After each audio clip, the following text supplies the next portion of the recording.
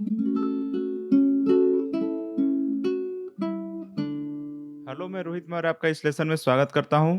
आज के इस लेसन से हम लोग नेटिव डेटा टाइप के बारे में डिस्कस करने वाले हैं।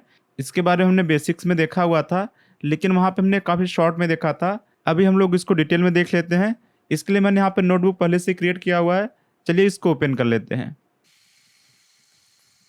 आप देख सकते हैं हमारा नोटबुक यहाँ पे ओपन हो चुका है। तो देखिए यहाँ पे लिखा गया है कि नेटिव डेटा ऐसे ऑब्जेक्ट होते हैं जिसको कि हम लोग बिल्ट इन क्लास, जो पाइथन के अंदर पहले से क्लास लिखा गया है, उसकी हेल्प से हम लोग ऑब्जेक्ट क्रिएट करते हैं। और इसका भी ध्यान रखिए, जनरली हम लोग क्या करते हैं, जब भी ऑब्जेक्ट क्रिएट करना रहता है तो हम लोग वहाँ पे क्लास नेम का यूज़ करते हैं। अगर आपको याद रहे तो हम लोग जब भी डॉग ऑब्जेक्ट क्रिएट कर रहे थे, कैट ऑब्जेक्ट क्रिएट कर रहे थे, तो वहाँ पे हम लोग क्लास नेम का इस्तेमाल कर रहे थे। लेकिन जो नेटिव डेटा होता है उसको हम लोग क्रिएट कर सकते हैं विदाउट क्लास नेम। देखिए यहाँ पे बिना क्लास नेम का इस्तेमाल करे भी हम लोग इस टाइप को जो डेटा होते हैं, जिसको हम लोग बोल रहे हैं नेटिव डेटा, उसको क्रिएट कर सकते हैं। जैसे देखिए, इंटीजर क्रिएट करना हो तो सिंपल हम लोग इस तरीके से हम लोग क्रिएट कर सकते हैं। तो देखिए मैं यहाँ पे क्लास नेम का इस्तेमाल नहीं कर रहा हूँ। इसी तरीके से अगर लिस्ट क्रिएट करना रहेगा तो हम लोग यहाँ पे स्क्वायर ब्रैकेट का यूज़ करके आराम से लिस्ट क्रिएट कर सकते हैं। यहाँ पर भी देखेंगे मैं क्लास नेम का इस्तेमाल नहीं कर रहा हूँ। तो इसको बोलते हैं हम लोग नेटिव डेटा। और यहाँ पे देखिए कौन कौन से एग्जांपल्स होते हैं। इंटीजर्स हो गए, फ्लोट हो गए, लिस्ट हो गए, Boolean, string, tuple, set, dictionary, ये सब एग्जांपल हैं किसके, नेटिव डेटा के। और जब इनको क्रिएट करना होता है तो हम लोग विदाउट क्लास नेम भी इनको क्रिएट कर सकते हैं। और इसका भी ध्यान रखिए कि क्लास नेम का हम लोग इस्तेमाल कर सकते हैं और साथ में विदाउट क्लास नेम, दोनों ही तरीके से हम लोग इस टाइप के डेटा को, इस टाइप के ऑब्जेक्ट को क्रिएट कर सकते हैं। तो हम लोग एक एक करके इनको डिटेल में देख लेते हैं। सबसे पहले हम लोग यहाँ पे देखते हैं इंटीजर्स को।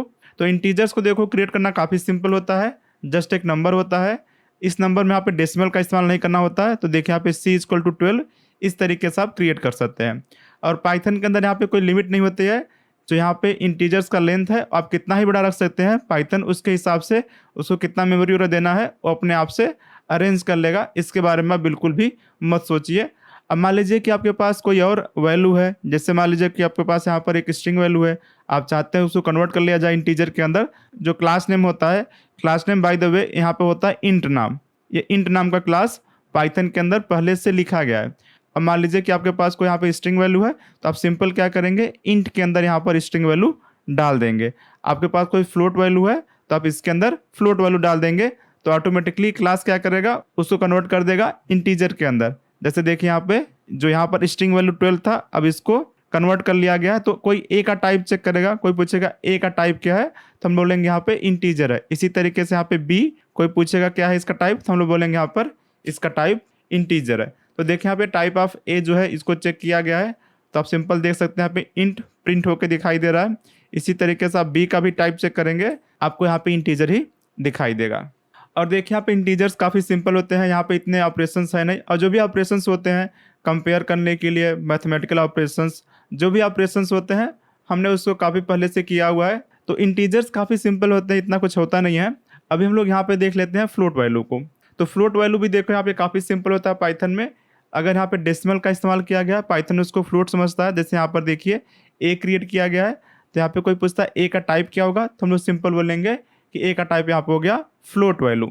और मान लीजिए कि आपके पास यहाँ पे इंटीजर वैल्यू है, स्ट्रिंग वैल्यू है, जिसको कि आपको कन्वर्ट करना है फ्लोट वैल्यू में, तो यहाँ पर भी एक क्लास नेम होता है। क्लास नेम क्या हो गया, यहाँ पे फ्लोट नाम का क्लास हो गया।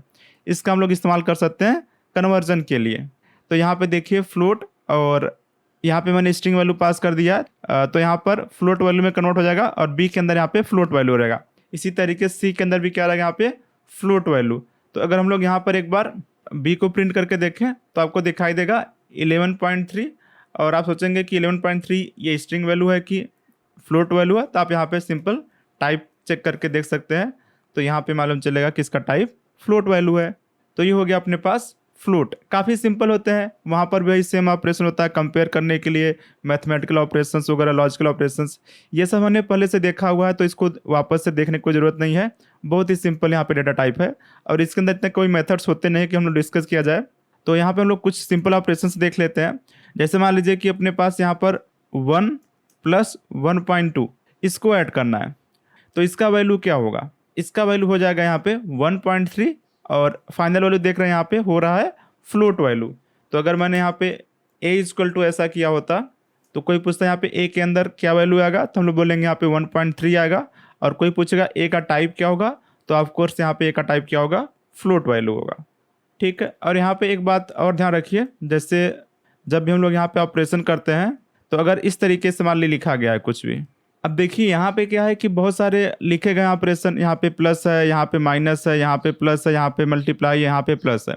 अब किसको पहले किया जाए, ऑर्डर क्या होगा, कि हम लोग इसको पहले कर लें, लास्ट से स्टार्ट करें, या बिल्कुल स्टार्ट से स्टार्ट करें। तो इसका एक रूल होता है, सबसे पहले हम लोग यहाँ पे ब्रैकेट को प्रायोरिटी देते हैं।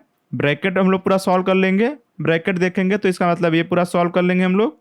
इसको सॉल्व करने के बाद ही हम लोग आगे बढ़ेंगे, इसका ध्यान रखना है। फिर नेक्स्ट होता है यहाँ पे मल्टीप्लाई और डिवीजन, फिर आप इसको सॉल्व करेंगे। और मल्टीप्लाई डिवाइड आप साथ में कर सकते हैं, कहीं पर है कोई प्रॉब्लम नहीं है।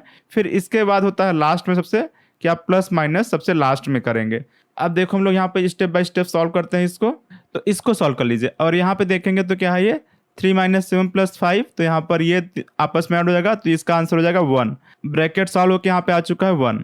और अभी देखिए यहाँ पे मैंने क्या बताया, इसके बाद ब्रैकेट के बाद किसकी प्रायोरिटी आती है, मल्टीप्लाई का।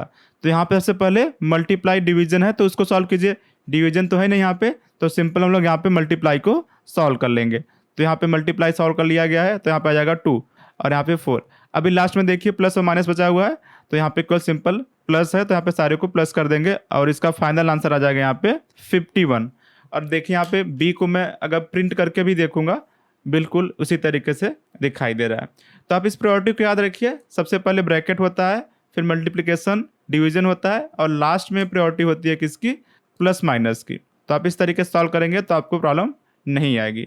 तो ये हो गया हमारे लिए इंटीजर और फ्लोट, काफ़ी सिंपल होते हैं। इसके साथ में यहाँ पर एक और कॉम्प्लेक्स नंबर होता है जिसको हम लोग डिस्कस नहीं कर रहे हैं क्योंकि वो मैक्सिमम टाइम पे हम लोग इस्तेमाल नहीं करते हैं, इसलिए मैंने उसको डिस्कस नहीं किया हुआ है। इसी के साथ में हम लोग ये वीडियो ख़त्म करते हैं। आपसे मिलते हैं अगले लेसन में। सीखते रहिए, मस्त रहिए।